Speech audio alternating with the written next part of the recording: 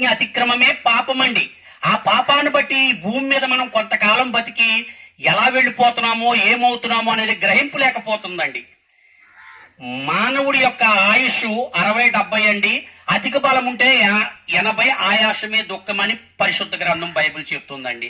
అంటే మనం బాల్యము, యవ్వనం, వృద్ధాప్యం, వార్ధకం, వృద్ధాప్యం అండి, 4 కాలాలండి.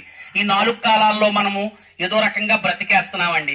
మరి బ్రతికేసిన తర్వాత చనిపోయిన తర్వాత ఎక్కడికి వెళ్తున్నామండి? ఎక్కడికి వెళ్ళి ఏం చేస్తున్నాం అనేది గ్రహిస్తున్నామా? లేదండి. ఇక్కడ తిన్నామా, పడుకున్నామా, తెల్లారిందా, సంపాదించుకుంటాం, ఆస్తులు కొనుక్కుంటాం, అమ్ముకోవడం, తినడం, పెళ్లిళ్ళు చేసుకోవడం, ఇదేనంటారా జీవితం?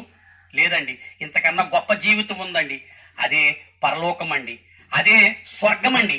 మరి ఆ పరలోకం కోసం మనం ఆలోచన చేస్తున్నామా? ఆ నిజదేవుణ్ణి వెతుకుతున్నామా? ఒక్కసారి ఆలోచించండి ప్రియ సహోదరి సహోదరుడా.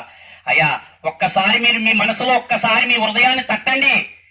దేవుడు చెప్తున్నాడండి, శ్రమపడుచు భారాన్ని మోస్తున్న సమస్త ప్రజలారా నా యొద్దకు రండి, నేను విశ్రాంతినిస్తానంటున్నాడండి. ప్రయాసపడి భారం మోసుకున్న సమస్త జనులారా నా యొద్దకు రండి, నేను విశ్రాంతినిస్తున్నానండి అంటున్నారండి దేవుడు.